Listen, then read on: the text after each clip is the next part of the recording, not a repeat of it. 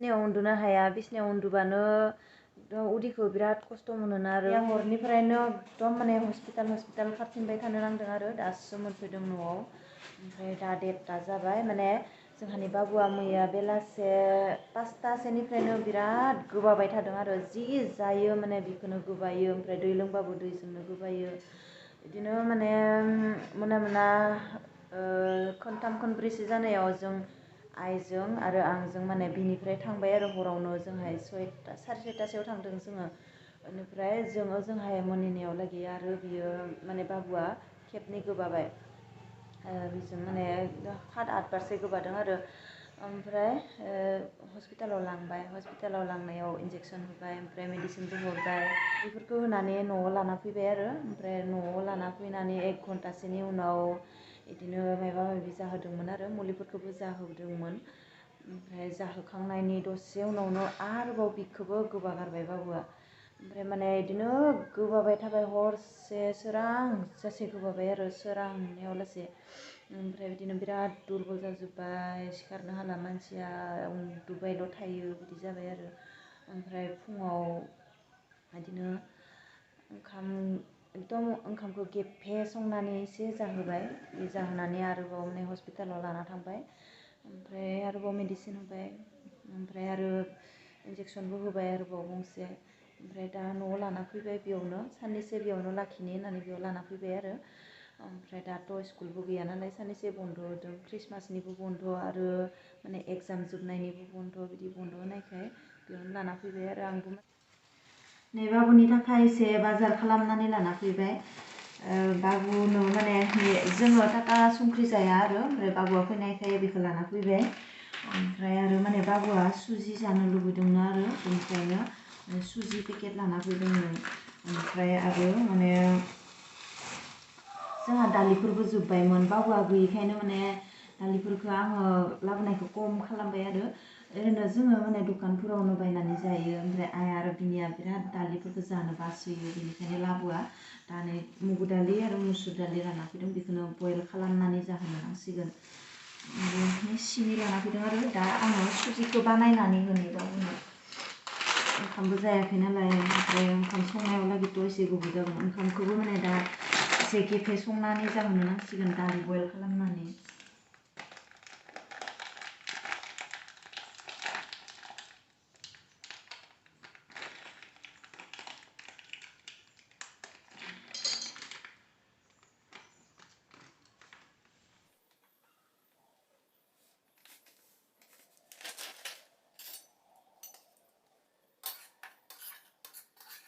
नै जोंहानि सनाया एकदम मोनसे जानायानो जोबा माने प्रति माहायावनो खेबसेबाबो डक्टरनियाव लांनो गोनां जायो आरो बिखौ ओमफ्राय नै न'आव लाना फैबाय माने बिफानि आदर माला आरोना ओरैनोथ' बुङो माने बिमानि आदर माला होननानै खिन्थु बियो जाबाय बिफानि आदर माला ओमफ्राय नै बिफायाबो फैनाय लोगो लोगोनो टिभि रिसार्ज सोना होबाय न ओमफ्राय माने आङो टिभि रिसार्ज सोना हो आङो नायनो लुगैदों होनबाय थाब्लाबो माने आंनो टिभि रिसार्ज सोना हरामोन आरो ओमफ्राय बाबुखौ न'आव लाना फैबाय नालाय बाबुआ बुंहरबाय टिभि रिसार्ज सोना हर होननानै ओमफ्राय साननै सानथामनि थाखायबाबो टिभि रिसार्जखौ सोना हरबाय आरो ओमफ्राय बाबुनि थाखाय आं नायनो मोनसिगोन दा ना दसेबाबो साननैसोबाबो ओमफ्राय नै मोखां दाब्लाया आंनि सायबो गिदिरसो मोखाङा मोनसे जानायानो जोबा दुरबल मोनबाय थादोंना बाबा दुरबल मोनबाय थादोंनो दुरबल मोनखागोननोखा एकदम गोबाबाय थादों जेबो गैया माने उदैयाव बेहा ओंखाम गेफे एसेल' दङ दै फुङाव जानाया ओमफ्राय माने ORS मैया हराव ORS हरदोंमोन नालाय डक्टरा ORSखौ लायनानै लोंहोबाय थादों ओमफ्राय दहायबो ORS लोंहोबाय ओमफ्राय दा सुजिखौ जाहोनानै ओंखाम जागोन ने बाबा ने दालि बयल खालामगोन ने दालि बयल खालामनानै ओंखाम जाहोगोन दा हरसे उन्दुनो मोनाखै आंबो बेजोंनो बेबायदिनो लाबाय थानो गोनां जादों बिसिनायाव उन्दुनो हाया बिसिनायाव उन्दुबानो उदैखौ बिराद खस्थ' मोनोना आरो उदैया सायोनो ओमफ्राय माबा बिराद बुरजा जाना लानाय बायदि मोनोनो बेनिखायनो बेबायदि लाबाय थानो गोनां जादों हरसेनो फाफ्लिफोरा साजोबनानै दङ आंनियाबो दा आं सुजि बानायनो रोङा नै माबोरै जाबाय बिराद रोजा जादों आरो बियो ओमफ्राय नै दिहुनबाय बेखिनियाखौ बाबुआथ' बारा जानाय नङा आंबो जागोन आरो लाबाय गेजेरावनो ओमफ्राय नै गथाय लेथ्रा जाजोब्बाय बेफोरो आरो बेखिनिया दोङो आइनोबो दोनगोन आइया माने गामियाव थांदों आरो दा गैया आङो माने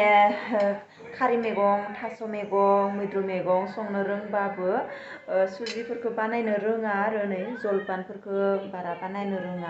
जोङो आरो माने बेफोरबायदि जलपान बानायबायबो थाया नालाय माइब्रानिसो बानायनाय जायो बानायबा आरो माने बाबुआलाय आगोलाव न'आव थाबा सुजिफोरखौ लाबोबाय थायोमोन माब्लाबा मोजां जायोमोन ओमफ्राय दिनै आरो माने बाबुआ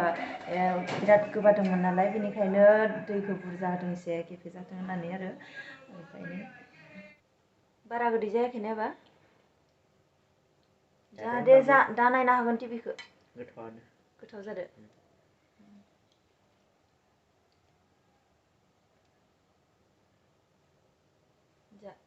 गेफे जादों एसे गेफे बानायदों ओंखामाबो दहाय गेफेमोन दायो आरो माने ब्लाड होबोदों आरो ब्लाड परीक्षा खालामनो होदों बे ब्लाडनि रिपर्टखौ दायो 5:30 देखायनांगौ आरो डक्टर चेम्बाराव बेयाव देखायहैसिगोन आङो दा आङो 4:30 थांसिगोन बेनिफ्राय माने एसे थाबैनो थांगोन खिन्थु फैनायाव हर जागोन आरो हारसिंनो बिनिफ्राय माने आधा घन्टासो लायो नालाय बे टाउनाव लागि हारसिंबाबो थांनो नांसिगोन उपाय गैया आरो जि थान्दा एकदम जि खुवा खोबदों आरो मैयाजों आरो दिनैजोंथ' बिराद खुवा खोबदों नालाय बिराद थान्दा जादों आरो थेवब्लाबो थांनो नांसिगोन बाबुनि थाखाय हारसिंबाबो दालिखौ एसे दाद बानायनि नै दाद जाबायानो आरो एसे दाद बानायबावगोन आरो माने बाबुआथ' बारा जानाय नङा बियो इसेल'सो जागोन बियो बेनिखायनो दालिखौ एसे जानायावनो माने एसे मोनजाथों आरो बेनिखायनो दादै बानायनो मोनबायानो दा माने गुसु जाबा आरो दाद जाबावगोनसो बियो दुन्दिया बिलाइ एसे होदों ओमफ्राय बानलुखौ थाइसे होदों आरो पियासफोर जेबो होआखै बइलसो नालाय पियास होआखै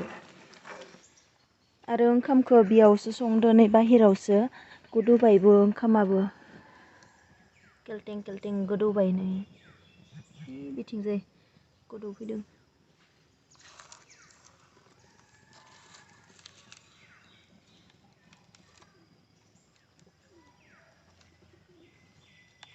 दा 4:30 जाबाय नै 4:30 खोमसिबायानो एसे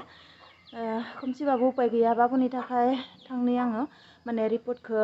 दा लानानै देखायनो नांगोन आरो 5:30 फैगोन डक्टरा चेम्बाराव लिंहरदों माने डक्टर मा होनो रिपर्टखौ नायगोन आरो माने हरसे गोबादों नालाय बेनिखायनो इमारजेन्सिहाय देखायनांगौ आरो रिपर्टखौ दहाय होना फैबाय ब्लाडखौ दा माने रिपर्टखौ मा ओंखारो इसोरा मोजां खालामबा हामगौमोन लेबरेटरियाव मोनफैबाय ओमफ्राय रिपर्टखौ नेबाय थादों आं हारसिं दङ नै रावबोआनो गैया माने लेबरेटरियाबो डक्टर चेम्बारनि खाथियावनो दङ बेयाव रिपर्टखौ लानानै ओमफ्राय चेम्बाराव डक्टरनो देखायहैनोसै